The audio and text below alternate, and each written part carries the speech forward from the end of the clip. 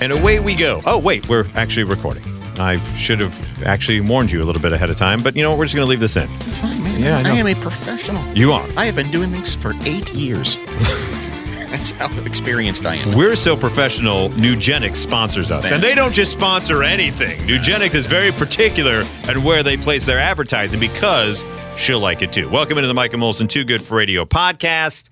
We begin this week with Nude. Last week we had a story about bad nude that could have turned into good nude. All the nude here bad. I'll just throw it out there. All right. We'll begin with the Vero Beach, Florida apartment complex, where a male intruder was found sleeping in a stairwell, completely nude.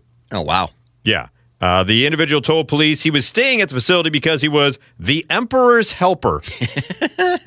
He claimed that the building, an independent living community for residents over the age of 62, was, quote, under new management, and that the emperor told him that he could stay there. Mm-hmm. Checks out, right? Yes. And look at the king. Look at the king! He had previously been trespassing from the building and was asked how to get in contact with the emperor. The suspect advised that such royal outreach could be done through the electric lines. You know. Good Lord. Wow. Wouldn't it be great to just be completely disconnected from all of reality like this guy? To the point where you're like, yeah, I'm nude. I got the emperor's clothes on. That's right. The emperor told me I can stay here with my wang out in the staircase. Look at my scepter. Look at it go. Check it out. So, yeah, by the way, he was charged with trespassing because, in fact, he was not supposed to be there. Moving on in the nude, here is a gentleman who is stranded and rescued from Lake Erie in Michigan. The U.S. Coast Guard station received a report of a stranded naked man in the vicinity of a water intake crib in Lake Erie, which is 3.5 miles from shore. The station and the Ohio Department of Natural Resources arrived at the scene, recovered the man. He was kayaking and capsized.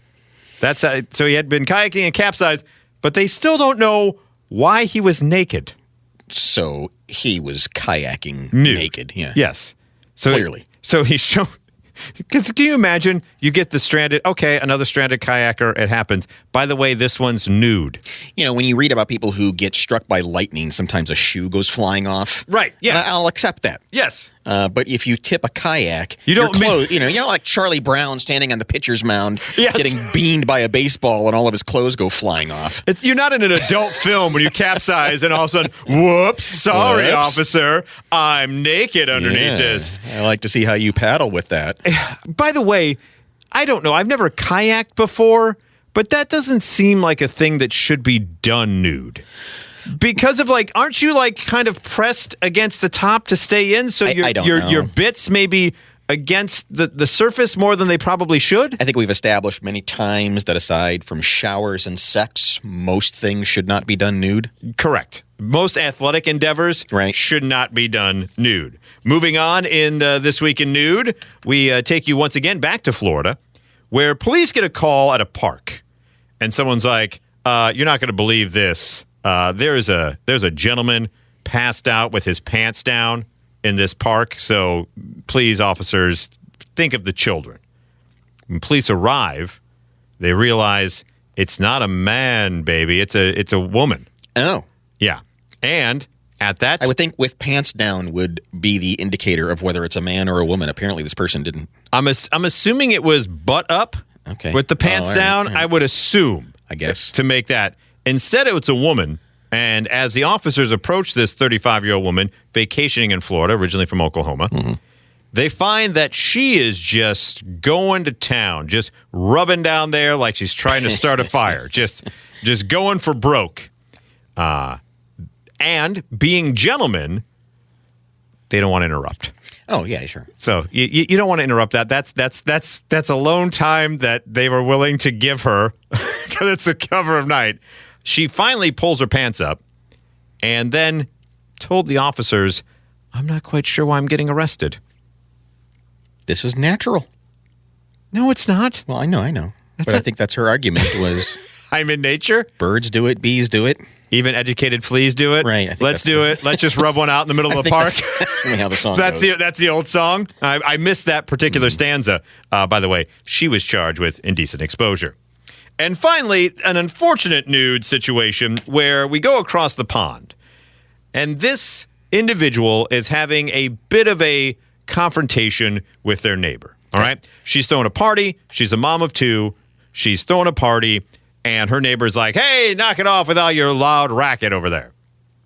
She says, go get bent.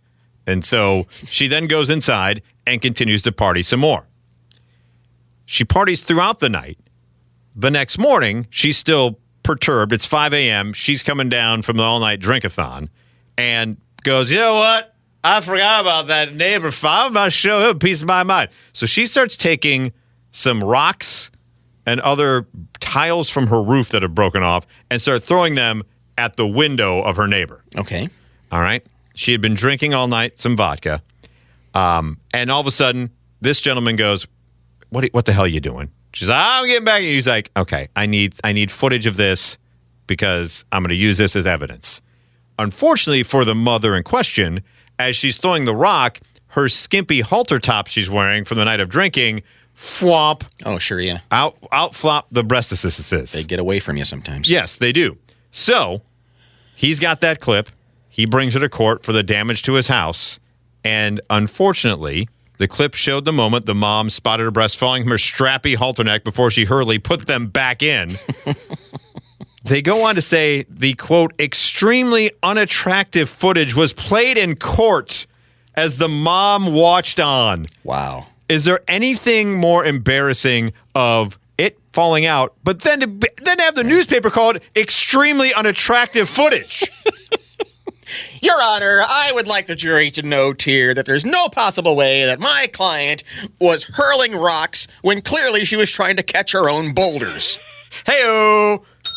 And that's how we do that, ladies and gentlemen. What is next in the Too Good for Radio podcast? Well, of course, as this election season heats up, and boy, is it heating up. I'd like to introduce you to a man in Texas, Mr. Elsie, who went to the courts and said, I would like to legally change my name. Okay, to what? And so he decided, I'm changing my name to literally anybody else. I remember that is this now guy. his name. I remember literally this guy. Anybody else. He wants to run for president. Because a lot of us agree we would want to vote for literally anybody else, except for this schmo who named himself literally anyone else. So really, yeah, that's interesting. If votes were the number of times you saw people on the internet go, literally anybody else, this guy would win in a landslide. Correct. But he's a mope. He said he doesn't like the candidates at the top of either tickets. Join the club. Americans deserve better than this. And truly, a guy I have never met, don't know anything about him. He lives in Houston, Texas, and has changed his name to literally anybody. I already like the guy. Yeah. I mean, okay. He's better than what we have. Well, yes, I will fully give you that. Yes. A hamburger sitting on the road. Please tell me Hamburger Jones is his running mate. If it's literally anybody else than Hamburger Jones, I'm in. He says, this is not about drawing attention to my grievances, but about giving a place for anyone who shares these grievances to come together for a focal point. We all have this scattered opinions in life going every which way, as my dad would say, and this name gives everybody something to point to. So okay. He wants to be altruistic, literally, or anyone else. So he went to the Secretary of State. Unfortunately, he didn't have the number of signatures required to get on the Texas ballot. That's unfortunate. At the literally everybody else convention, did he get enough delegates? He found a running mate, a New Yorker named Neil David Sutz. Sutz was impressed with literally anybody else's message and said, I want to join you. So now, literally, the ticket of anybody else, Sutz. That sounds like a law firm. Here at anybody else, Sutz and Big Sutz. Hurt. Yeah, I want to see the yard sign. In fact, I want a yard sign. I do. I want him to be able to be on the ballot. Mm-hmm. It sucks that he's unable to attain that. Yeah, because we've done this before. If you listen to us, when we were actually on the radio. You just write in literally anybody else will not be a vote that goes to him because he's got to be on the ballot to get that vote. But I want to see the sign. I know it's blue. It's a blue background with a red border. It's got some stars on it, a little white swoop, and in big letters, literally anybody else, and then the bag of Sutz. Literally anybody else and Sutz know they can't win, but they're hopeful their message has enough impact to shift thinking and get the attention of the traditional parties and how they run the country. Oh, yeah. This won't work. No, I'm pretty sure the other two Jamokes aren't going, no, this literally anybody else guy is onto something.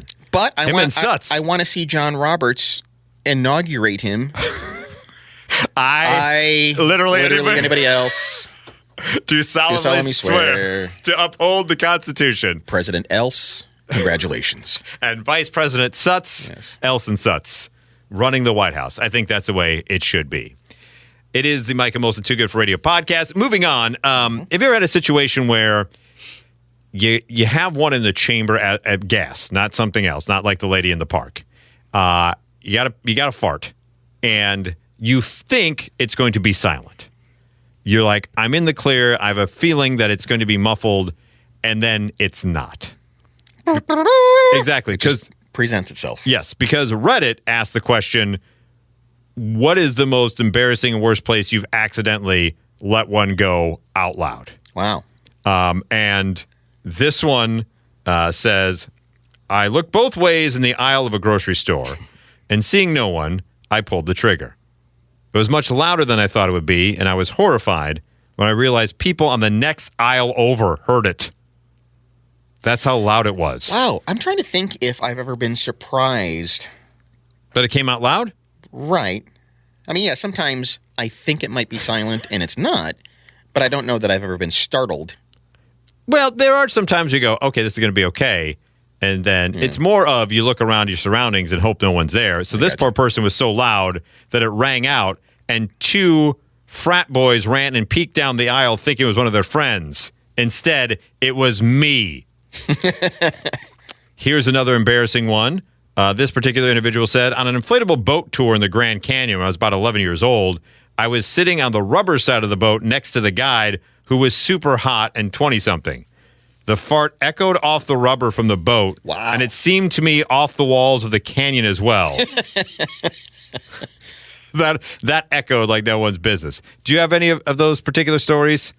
I had, for me one time, because wearing headphones is part of the job, I was at a basketball game that I was broadcasting. It was halftime.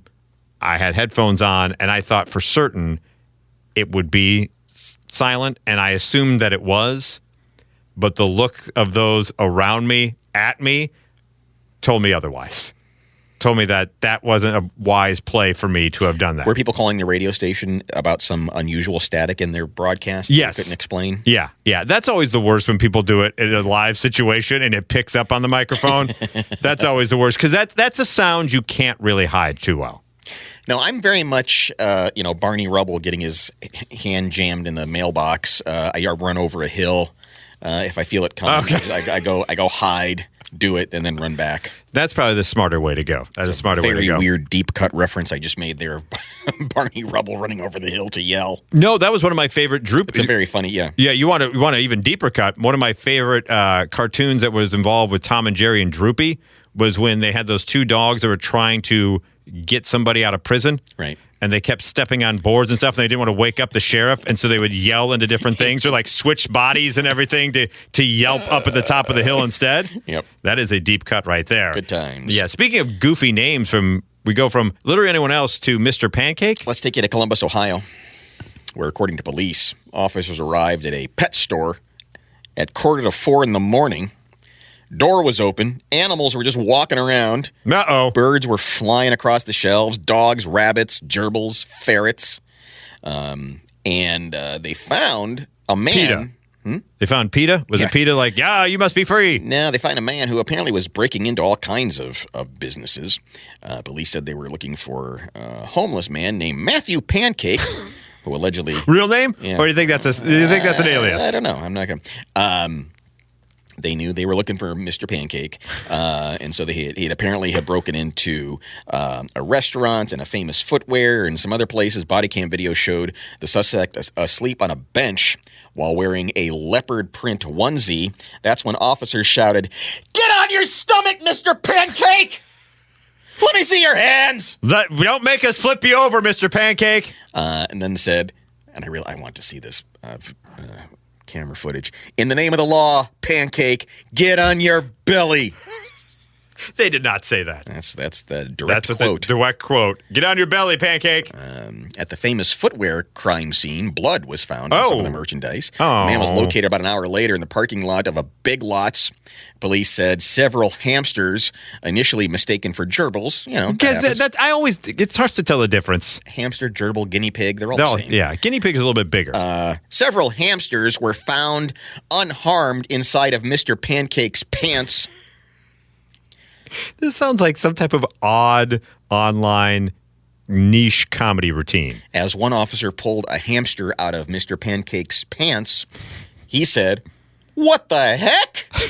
That's a very Columbus, Ohio thing to say. What the heck? Mr. Pancake, what the heck? Son, you got a hamster in your leotards. Yeah, Richard Gere? And then another officer said, "For your safety, is there a gerbil inside you?" Just ridiculous. But here's the thing. A legitimate question to ask of Mr. Pancake. If he's already got hamsters in his pants, there is a legitimate question is there a gerbil inside of you? Is there? Yeah, that's is there anything in there that's going to poke, bite, or stab me? Correct. I need to know, Mr. Pancake. I'm going to pat you down now, and there better not be a gerbil in there.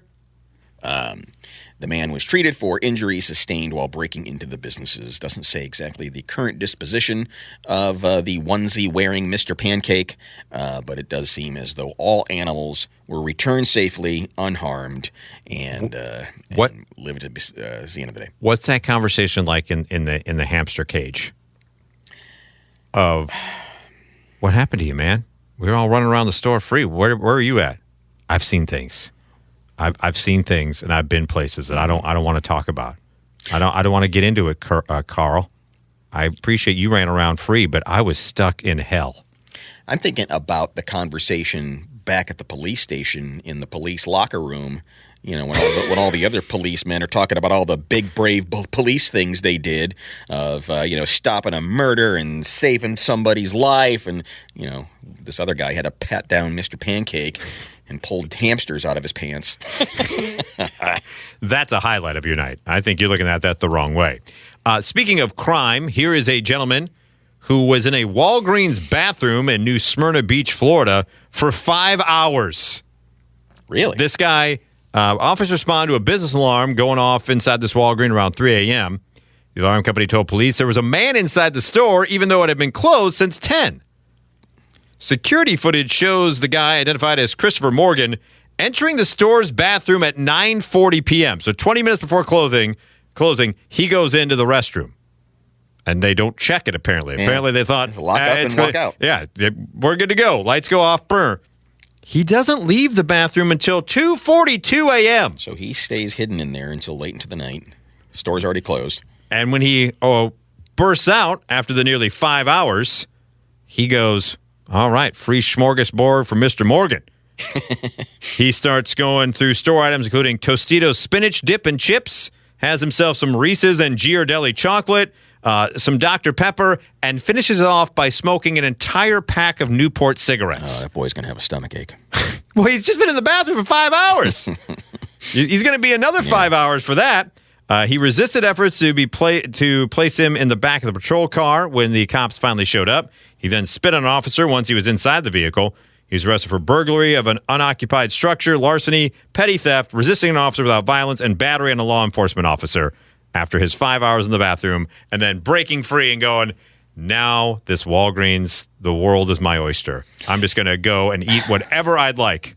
Yeah, not the most lucrative place to hide and then burglarize. I mean, unless you're really hungry, I suppose. Yeah, he wasn't burglarizing. It's not like he was stuffing it in his pants. He was stuffing it in his mouth. That's true. He just wanted some snacks. I'm hoping that he had the Newport cigarettes and would finish one thing and use that as kind of a palate cleanser in between the spinach dip and chips before he had a delicious Reese's. Yeah, and then swig of Dr. Pepper and another Newport, and then get to the Ghirardelli. Yeah, this is like an 8-course elegant. This is a tasting meal. This is a chef's table meal. Have a smoke between meals. Sometimes they bring you a sorbet. He had a Newport. Snifter of brandy. Exactly.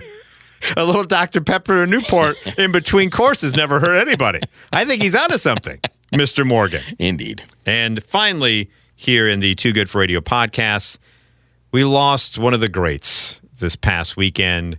Last Saturday, Dr. Ruth passed away at the ripe old age of 96 years young. Yeah, and interesting, and I guess the day after, I think it was Richard Simmons died. Yes. So you've got these. And then Shannon Doherty. Yeah, so you've got these people who, particularly with Simmons and Westheimer, where they were these unique icons of 80s TV. Yes. They just, they had their own, they invented their own lane that probably didn't exist before, right? Dr. Ruth, who in the 80s seemed like she was 96.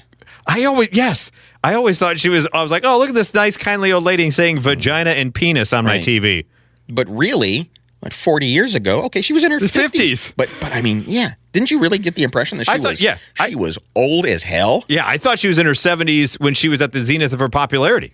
Well, years ago, the good doctor discovered Twitter. Oh, and it was choice. And what was amazing about her life on Twitter was that any story that was going on in the news, she would somehow turn into sex. Sexual advice, yes. She was better than me at innuendo. Yeah, well, and it wasn't even innuendo. No, it was that's just, true. There has to be a sex angle here that I'm not thinking of, and she would find it. Let's go back to June of 23, when CNN posts an article saying President Biden will meet with leaders today in the artificial intelligence world to talk with these experts and researchers about the advantages of AI. To which Dr. Ruth says, "It's probably not on the agenda, but I wish they would look for ways to make sure AI doesn't mess with the sex lives of humans." Odd flex. Yeah. I don't know if that's anything anyone was really worried about. In fact, I think quite the opposite of a lot of guys out there like, sweet, now she'll have a personality. Right.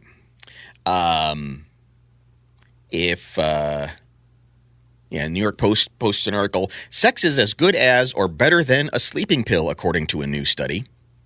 And she says, and having sex is a lot more enjoyable than taking a pill, to state the obvious, and if you don't have a partner, masturbate!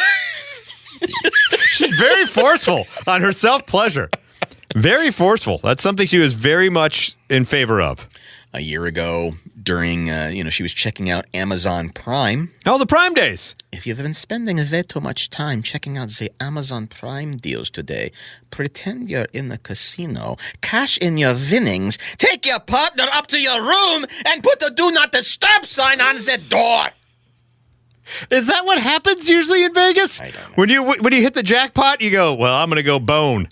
Let's do this. Do you remember last year when we were talking about a woman who claimed that she was suffering from the impact of hot phobia? She was so hot that it was making her life miserable. Correct. And that people are hot phobic. Phobias. Yeah. I'm afraid of hot. And Dr. Ruth says, hot phobia, hot schmobia. I love how a licensed therapist says, hot phobia, hot schmobia. Hot phobia, hot schmobia. I say to just dress appropriately. If you want to make friends with other mothers, dress conservatively. When you're out with your husband, dress as sexy as you want. And if that does not work, go home and masturbate!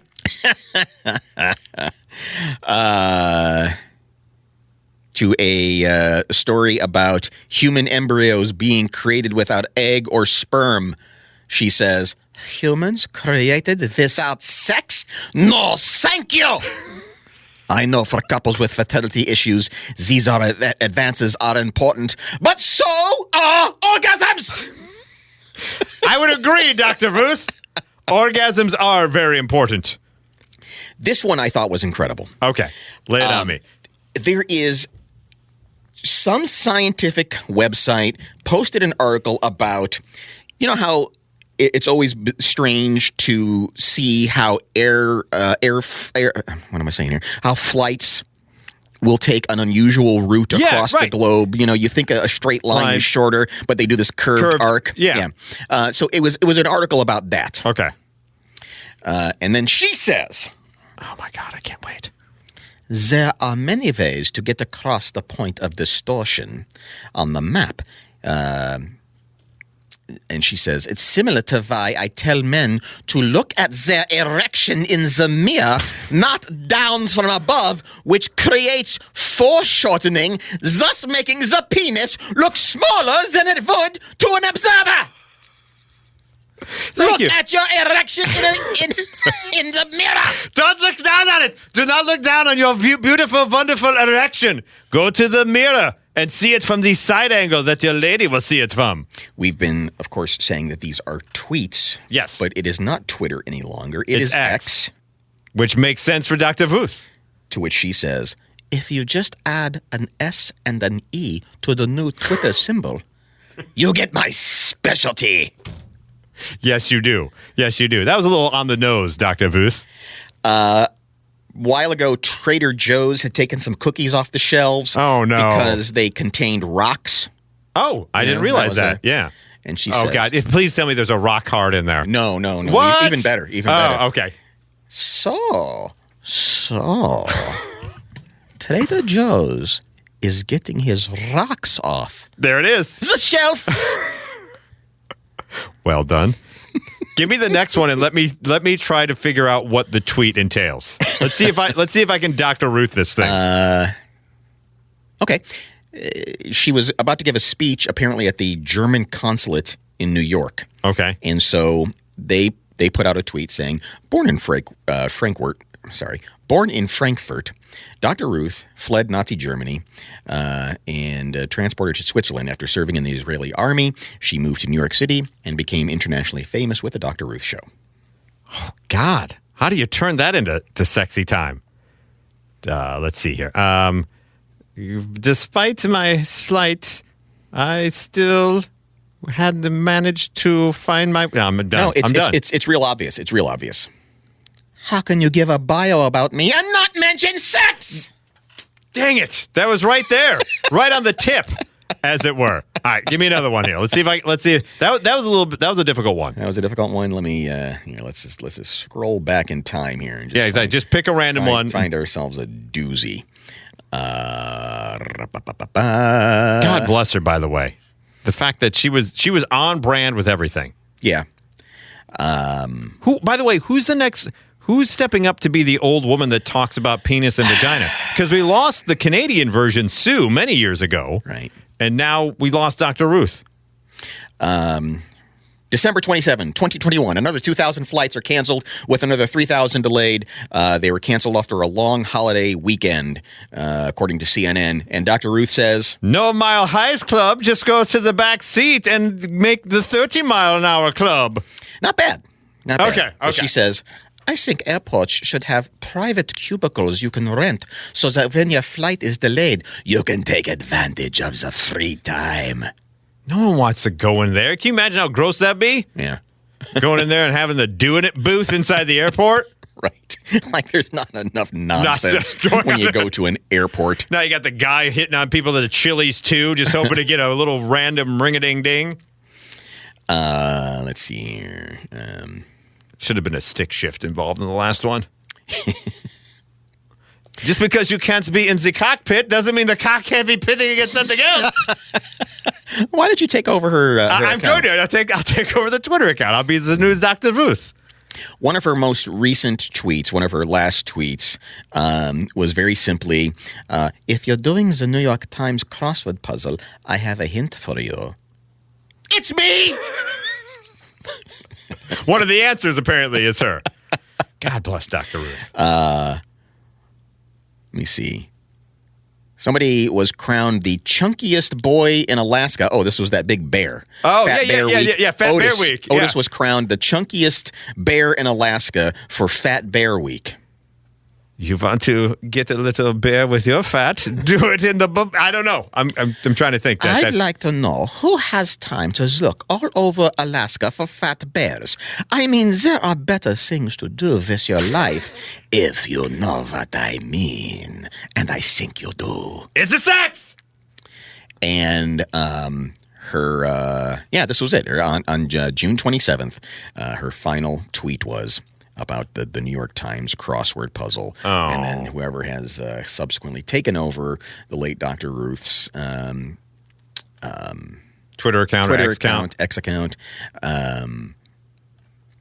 is it just posted a couple of just kind of in memoriam things about she's dead now. Oh, well, Dr. Ruth, years and years of wonderful commentary on social events, all tying back to the sex. Yes. Well, we'll miss you. We don't know what we'll have to do. I don't know what where are we going to go? Maybe we can just make it a regular feature of, this day in Dr. Ruth, and we'll just look back a few years to what what the big news story was. And how Dr. Ruth tied it to sex somehow. Here's one about Governor Gavin Newsom from California asking citizens to voluntarily cut water amid the drought. Just because you don't have any water doesn't mean it doesn't have to get wet, if you know what I mean with the sex. No, she gives some good advice here and says, sharing a shower with your partner is one way to do that, and a sexy one at that. It never is, though, Dr. Ruth. Have you ever tried to have the shower sex? Doesn't work out that way. Yeah, she's trying. She's giving some sage sexual advice from Dr. Ruth. God bless you, Dr. Ruth. Yeah. So her Twitter account is a treasure trove. If you yes. Go look for that. You may learn some valuable advice. And as we always say, she'll like it too. Dr. Ruth will like it too. The sex, that is.